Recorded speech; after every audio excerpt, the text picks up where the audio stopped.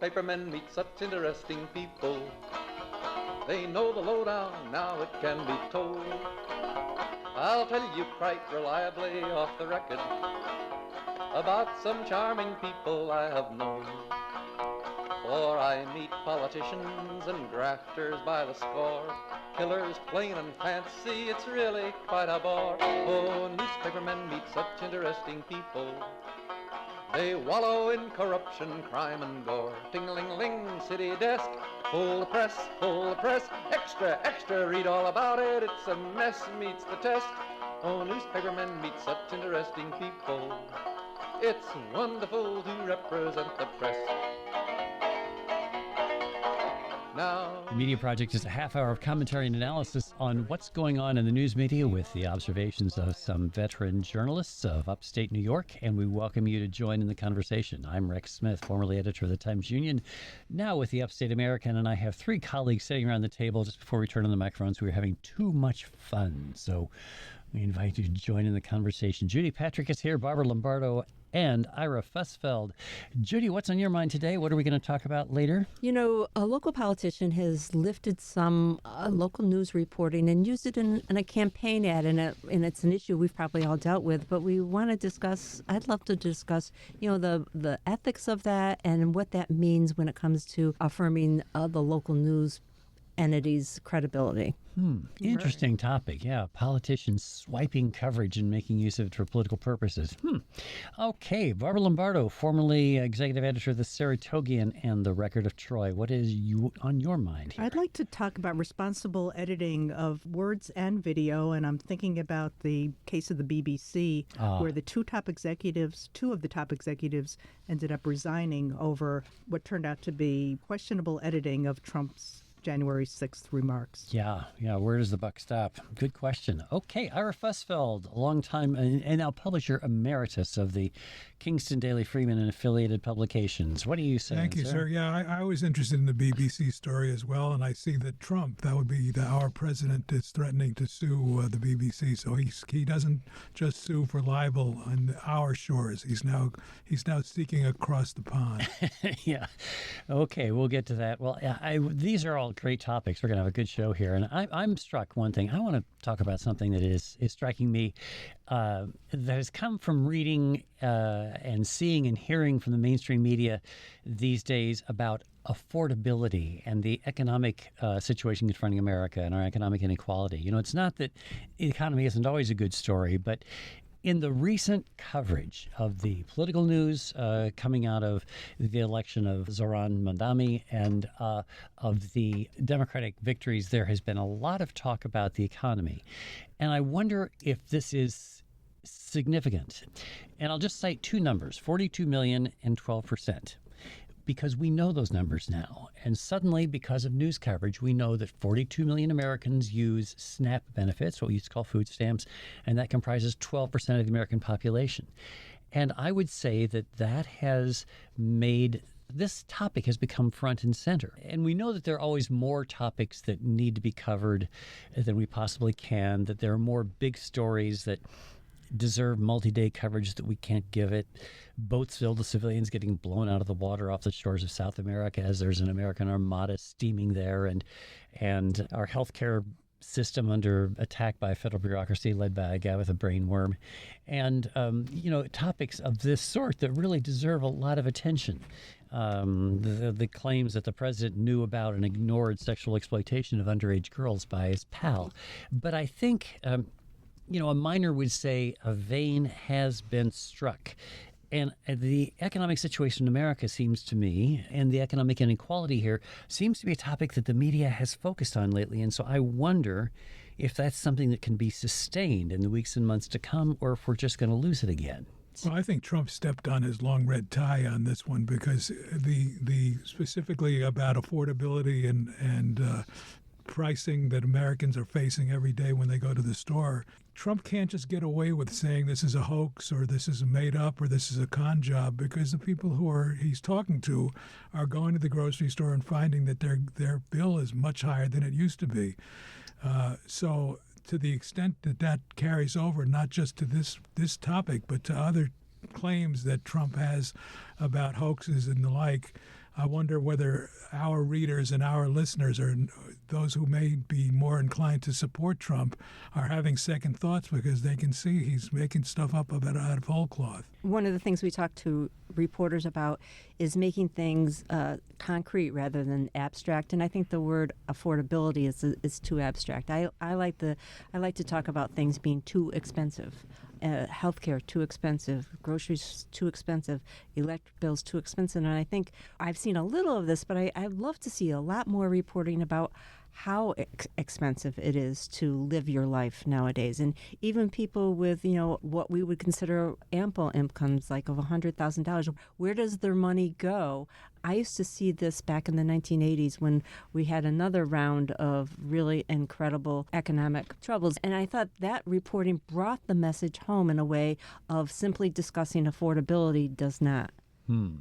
But the difficulty is actually making that happen day to day in the coverage. Barbara, when you were assigning stories as an editor, how do you get a peg? We talk about how you need a news peg, something to hang a story on.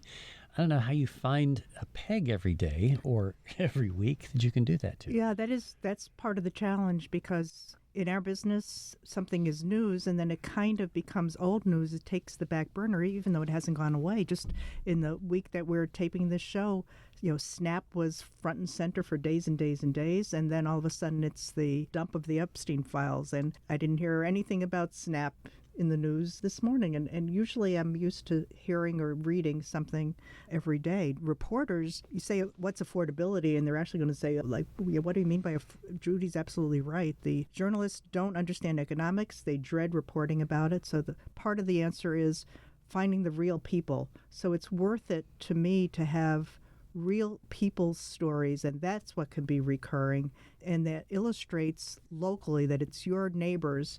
It might be you, it might be your neighbors who are working and struggling to pay their bills, and how they are coping. And that's how that becomes a grassroots movement. Hey, if there's any assignment editors out there, reach out to me. I got 20 ideas. Why is the cost of pizza going up? Why is coffee so expensive? If it isn't going to go back down, how much is my Uber drive? I mean, any assignment editor worth their salt should be able to come up with 20 ideas off the top of their head. I think that's a great thought. And when I think back to my years as a newspaper editor, I sometimes cringe at having not created beats that reflected the reality of people's lives, because we have geographic beats. Oh, well, you're going to cover this town or this county. And yet, if we had a beat that was called, okay, well, I would use the word affordability. But if we had a beat where somebody every day, or even a daily feature about how the economy is problematic, how people's lives are affected, but not being able to afford And what would things. you not cover? Yeah, that's exactly the problem. That's the problem. And it's, I think that this sort of coverage that we're talking about does exist, but it doesn't exist at all media outlets every day at the same time. If you look at a body of work from a media outlet over 6 months or so, you'll find these stories, but you can't do them every day and still get out a broadcast or a newspaper. Hey, I've been in a newsroom with reporters who will come up to me and say, nothing happening today. Yeah. So, I mean, a lot of reporters struggle to find stories every day. So this is one you can just hand them on a silver platter. That's a great idea. If you have some thoughts on this, folks, media@wamc.org is how you can communicate with us. By the way, that's how anything that you hear today might provoke your conversation. Actually, this could be a good time for us to deal with one of those letters, because we have an undergraduate student in public affairs at SUNY's Empire State University, which is primarily remote, who's taking a course called, News and Features Curriculum. And he writes, are there any foundational principles or red lines that you believe every newsroom, especially one operating remotely, should establish from day one? Well, Barbara, you're teaching at UAlbany, so maybe you're the one who should start with this. What is the foundational principle? What's a red line that you would tell a beginning journalism student? Well, it's all about ethics, I think, and I would harken back to the Society of Professional Journalists Code of Ethics. There's 4 main tenets of it, and they start with seek the truth and report it, minimize harm, to be transparent, and to be accountable. I think that's the gist of the 4 of them, and there's lots of subsets. So it's basically Act to do the right independently. thing. Oh, act independently Yep. is actually the fourth one. Thank you. And if you're following those foundations, I think you're in the right direction. And do you think he got bonus credit for getting his question raised on the show? I hope so. Good You know, luck, and Thomas. the other thing is produce original work. I think not plagiarizing is a very important concept, and I think it's one that's more difficult for young people to understand today when there's so much available online that they can cut and paste or AI generated things. Do your own work. Put the information into your head and have it come out through your fingers. That's great. And also to add to that, to use reliable sources, because it's small news entities or even medium ones, you're not going to be doing all your independent reporting, but you need to do independent reporting, not rely on AI, and then attribute to reliable sources the other information you're using. And oh yes, we need to remind people to be accurate. Sometimes we forget that what we're in the business of doing is we're reporting the news as accurately and as fairly as possible. And if we're accurate, our credibility will be fine and we will continue to move forward. But if we're not accurate, and that sounds funny to say, but you can sort of lose track of that sometimes in the rush of trying to get stories published or broadcast when you're worried about competition or you're worried about who knows what, pleasing your bosses and not your readers and listeners. To the question also of what we were discussing before about how people can afford things, I think it's important to stress that news coverage needs to be relevant. You need to be writing about something that matters to people. I mean, when you think of how often reporters assigned, especially to cover a local government or something, might be writing about, well, here's what happened at the meeting. And what happened at the meeting may not actually be relevant so much to the people who are reading and consuming. And you can make yourself believe that you're doing good reporting if you're covering what's right in front of you. But what's right in front of you may not be as important as what is really affecting people's lives. So you constantly need to be looking for relevancy, looking for how is what you're reporting going to make a difference to people, or is it just something that is kind of pro forma? Well, that's true, but it also raises the question of relevant to who or whom. You decide, Mr. Producer. Is the reporting relevant to which audience are you aiming? And we just read some material the other day about if you're writing for public broadcasting, who's the audience you're writing for? Who's the audience you're reporting on? Well, it's people like me, I'm sorry, old Right. white guys. So- are we so- the prime sole audience now for public Right. broadcasting? So are you writing for your donors or your potential donors? Or are you writing for your old supporters, your longtime supporters, I should say? Or are you writing for the people you hope to bring in to the fold? Well, that's relevant actually also to the conversation that you mentioned earlier about the use of journalism in political ads, because often we write about politics. Well, we need to be sure that we're doing something that's relevant here. So this comes from the fact that Elise Stefanik, an upstate member of Congress who is now running for the Republican nomination for governor, used an announcement video that included brief clips of news footage from footage is an outdated concept. Anyway, I don't know even what you call it. what would you Clip? call it? Anyway, a clip from WNYT, News Channel 13, based in Albany, and images and voices of journalists. Is this problematic? I mean, it was used in a political ad, and I'm sure WNYT didn't authorize this. Right. We've dealt with this before, too. I mean, we've all dealt with our content. I mean, I can remember candidates waiting for us to issue our editorial endorsement, and then you would see it on their next flyer. In this case, it made it seem like the anchor was disparaging Stefanik's opponent, Governor Kathy Hochul, in a way that was not part of the original broadcast. So it deceived the people who were subject to the editorial, making it appear like this news station anchor, who I'm sure wants to be perceived as unbiased in her professional capacity, it gave the impression that she was calling the current governor the worst governor in history, when that's not what was happening. So is this fair? Is this impartial? Is it wrong? It clearly gives the wrong perception about what happened here, and it's hard to support. Well, I think the answer to your question is yes, yes, yes, and yes. There's all the negative things about them doing it, but to my memory is not what it used to be. But it seems to me that when this happened to us, and people lifted quotes out of our newspaper and cited us. We're fair game. We're in the public domain, and you can use it. And if in fact it's misleading, it's up to the political opponent to say so in their advertisements. Oh, that's too easy and out. And you sound like a publisher. No knock intended. I'm another old white guy, money. so I may not be. We'll make more money because the other side will have to take out listen, an ad. The last time the political ads in newspapers are far and few in between now. So I'm thinking how the people running the Stefanik campaign and probably other campaigns like it in other places, they know better. They know right from wrong, and they're choosing wrong. And it's a lot stickier than when in print somebody is taking a quote that was written somewhere. It has a totally different impact when it's a news person speaking and they're taking a clip of that person speaking out of context. So you're seeing a video and it looks as if that's that person's opinion. It doesn't say, it's taken out of context. And there's a way to get around that. If somebody said those things, then the campaign can contact the person who said those things and let them re-record it. That's not going to happen, though. Does Channel 13 respond? Is that where this information is coming from? Yes. On the Facebook page, WNYT said, this material was used without WNYT's knowledge and authorization. Please know that News Channel 13 does not endorse or support any political candidate or campaign. Our commitment to fair, accurate, unbiased coverage remains unchanged. And I think it's particularly ironic is that you have a candidate using news coverage when this is a candidate who doesn't speak to local news reporters. You can't get Congresswoman Stefanik to do interviews with reputable local news sources. Ironic that it then gets used in the campaign. And then they get free advertising because then that's going to get reported on. But I think that the media have a responsibility to call out those kinds of false ads. You know, back in the day, there was no avenue for this kind of ad to get out unless it was vetted by the local TV stations or the local newspaper. But nowadays, you can go direct to your audience. So on Facebook doesn't fact-checked information. I mean, that horse has left the barn. It's a whole new world in terms of trying to vet political advertising. Perhaps newspapers are still doing it. Sometimes the TV stations and the radio stations are doing it.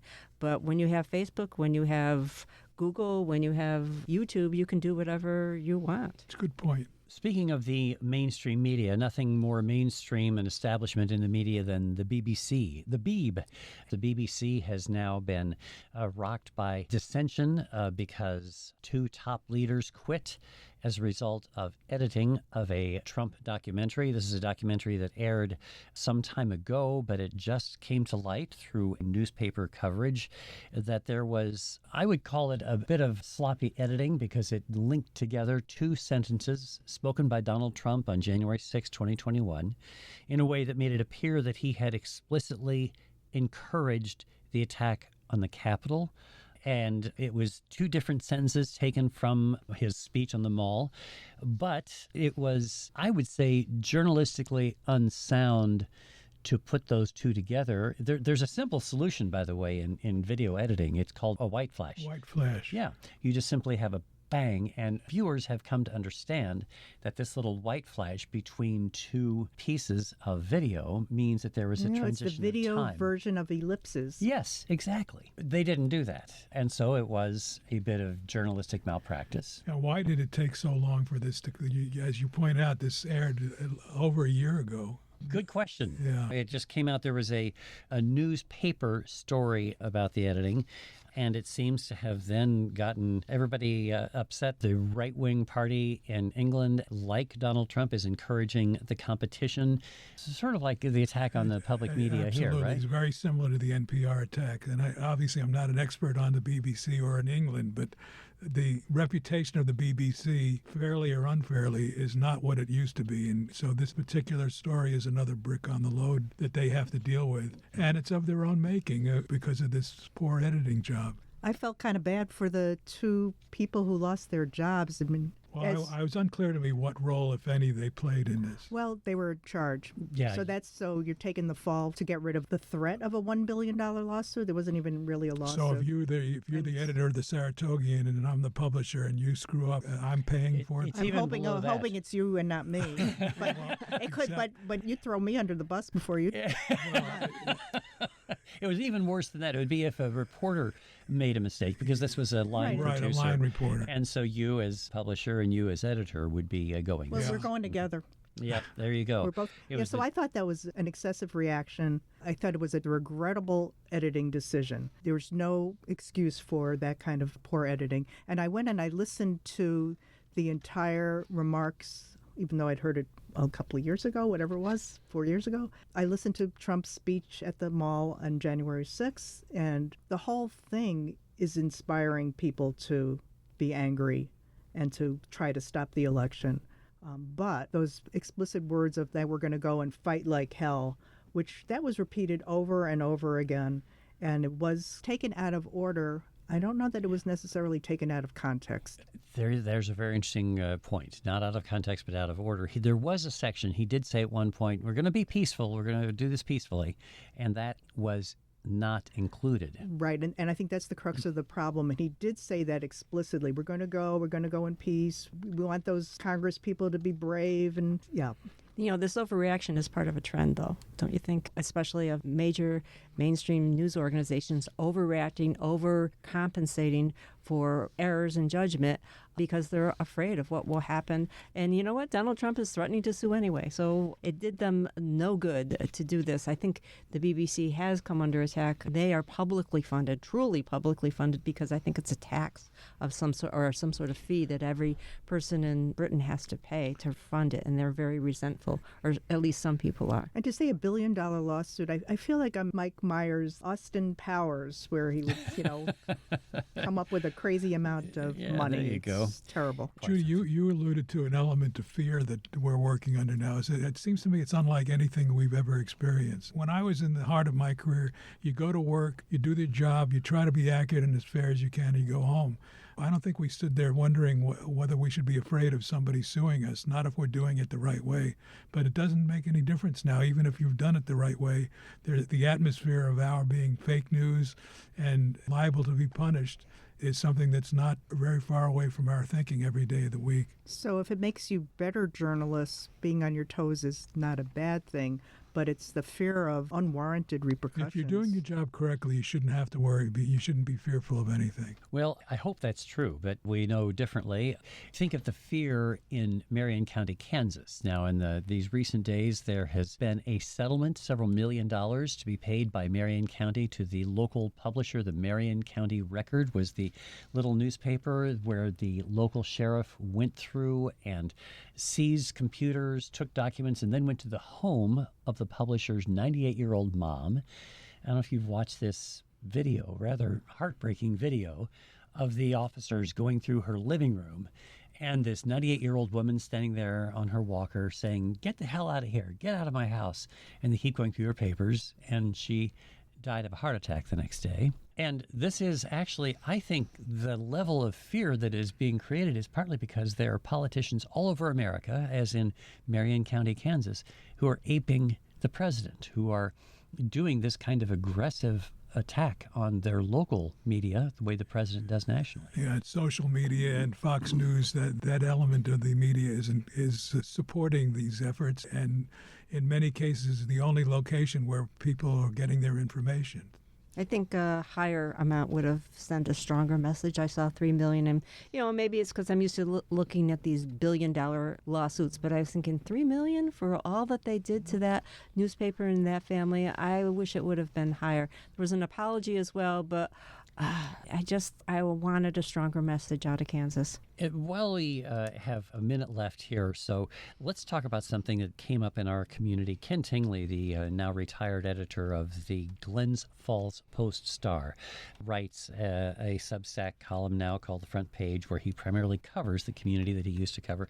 And he made a point of saying, in covering this governor's race between perhaps Elise Stefanik, perhaps Bruce Blakeman of Nassau County, and Kathy Hochul, perhaps, let's not have horse race coverage. He says, it's easy reporting. Stop covering the campaign like a horse race. We've talked about this before here. Is there a solution?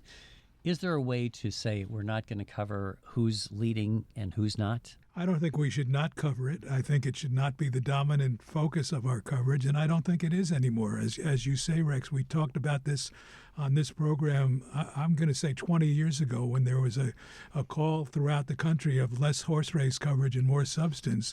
And I believe that the media writ large has, in fact, done so. I think the coverage is much better than it used to be, and that listeners and readers are much better informed than they used to be. But one point that he raises is that when the candidate won't talk to the media, which we established earlier today, should we be reporting every time they write something on social media? That I think that the mainstream media is getting used, and that the horse race issue aside, we should not be going out of our way to report social media posts. Yeah, can you imagine how easy that would have been if you had to just cover a race by sitting at your desk and monitoring Twitter or Truth Social and just writing up the next, whatever. She said, someone she who's- said, yeah. she said, she said. That's not how to do it. Well, we never used to cover political races simply by the press releases. So now it's social media. But in the past, when there were just people handing you a press release every day, we didn't report necessarily on every one. Good point. All right. A lot of topics there, folks. We are out of time, but we always, of course, welcome your thoughts, media at WAMC.org. Ira Fussfeld there, Barbara Lombardo, Judy Patrick, and I'm Rex Smith. We are grateful to our producer, Dave Gastina, for helping us out on this. Mostly, though, we thank you for joining us and hope you come back again next week on The Media Project. It must have startled poor old Sadie's unc. Ting-a-ling-a-ling, city desk. Hold the press, extra, extra, read all about it. It's a mess, meets the test. Oh, newspapermen meet such interesting people. Like the richest girl who could not bake a cake. Ting-a-ling, ting-a-ling, ling-a-ling-a-ling. Now newspapermen are such interesting people. They used to work like hell just for romance. The Media Project is a national production of WAMC, Northeast Public Radio. This week's projectors include former Times Union editor and current Upstate American Substack columnist Rex Smith, Judy Patrick, former vice president for editorial development for the New York Press Association and former editor of the Daily Gazette, Barbara Lombardo, adjunct professor at the University at Albany and former editor of the Saratogian, and Daily Freeman publisher emeritus Ira Fussfeld. You can listen to the Media Project anytime at WAMCpodcast.org or anywhere you get your podcasts. I'm your producer, David Gastina. Thanks for listening. Now publishers are such interesting people. Their policy's an acrobatic thing. They claim to represent the common people. It's funny, Wall Street never has complained. Ah, but publishers have worries, for publishers must go to working folks for readers and to big shots for their dough. Now publishers are such interesting people. It could be prostitution, I don't know. Ting-a-ling-a-ling, circulation, ting-a-ling-a-ling, advertising, get those readers, get that payoff. What a headache, what a mess. Oh, publishers are such interesting people. Let's give 3 cheers for freedom of the press.